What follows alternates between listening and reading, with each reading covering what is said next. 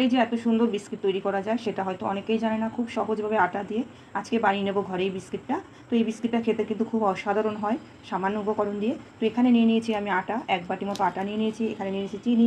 অনেকে বিস্কিট মিষ্টি খেতে পছন্দ করে, অনেকে বিস্কিটে কম মিষ্টি পছন্দ করে। তো সেই কারণে আমি কিন্তু চিনিটা কিন্তু অল্প করেই নিয়েছি। আমিও বিস্কিটের চিনিটা খুবই কম পছন্দ করি। তো চিনিটাকে একটু আগে মিক্সচার মেশিনে একটু গুঁড়ো। তো এখানে একটা গামলা আমি নিয়ে নিয়েছি। গামলাটার মধ্যে এখন ঢেলে দেবো আটাটাকে দিয়ে দিলাম।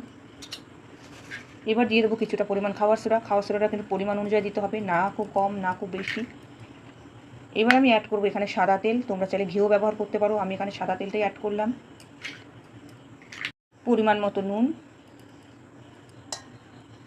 ভালো করে একটু মিশিয়ে নেব সব কিছু উপকরণগুলোকে। এবার দিয়ে দেবো গুঁড়ো করে রাখা চিনিটাকে, দিয়ে সব কিছু আবার ভালোভাবে একটু মিক্সড করে নেব।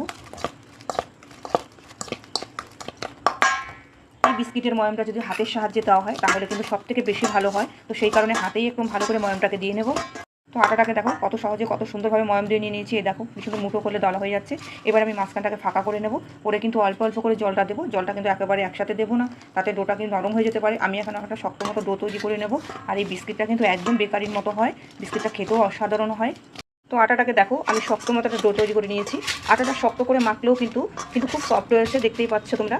তো এবার আমি আধ ঘন্টা কিন্তু আটাটাকে ঢাকা দিয়ে রেস্টে রেখে দেবো, এতে বিস্কুটটা কিন্তু খুব খাস্তা হবে। তো চলে এসেছি আধ ঘন্টা পরে, থালাটাকে ওপেন করে দেখে নেবো।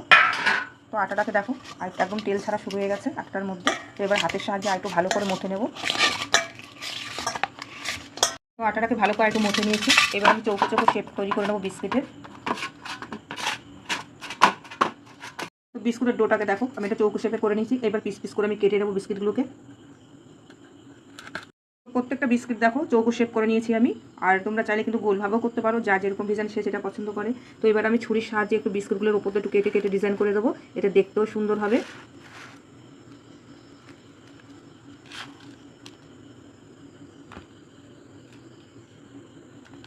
তো বিস্কুটগুলো এইভাবে ডিজাইন করে আমি কেটে দিচ্ছি যাতে সুন্দর হয় দেখতে। প্রত্যেকটা বিস্কিটকে দেখো কি সুন্দর কেটে কেটে ডিজাইন করে নিয়েছি। এবার আমি উপর দিয়ে ছড়িয়ে দেবো অল্প অল্প করে জিরে। এই জিরে বিস্কুটটা খেতে কিন্তু খুব ভালো লাগে।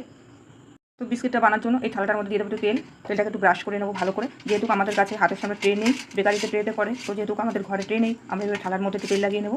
এটাকে তেল লাগিয়ে নিয়ে এবার বিস্কুটগুলোকে সব সাজিয়ে দেবো। তো সমস্ত বিস্কুটগুলোকে দেখো সাজিয়ে নিয়েছি। এবার একটা চাটু বসিয়ে দিই, চাটুর উপরে দিয়ে দেবো থালাটাকে। এখানে না নুন না বালি ব্যবহার করেছি আমি, শুধু তাওয়ার উপরে কিন্তু বিস্কুটটাকে আমি বসিয়ে দিয়েছি। এবার ঢাকা দিয়ে দেবো একটা। এখানে গ্যাসের ফ্লেমটাকে আমি মিডিয়ামে রেখেছি, অতিরিক্ত কিন্তু হিট দিইনি, কারণ বিস্কুটগুলো পুড়ে যাবে, সে কারণে কিন্তু লোতেই রাখতে হবে। তো বিস্কুটগুলোকে এবার নামিয়ে নেবো। দেখো বিস্কুটগুলো কতটা খাস্তা আর কতটা মুচমুচে হয়েছে দেখো। তো ঘরোয়া উপকরণ দিয়ে যে এত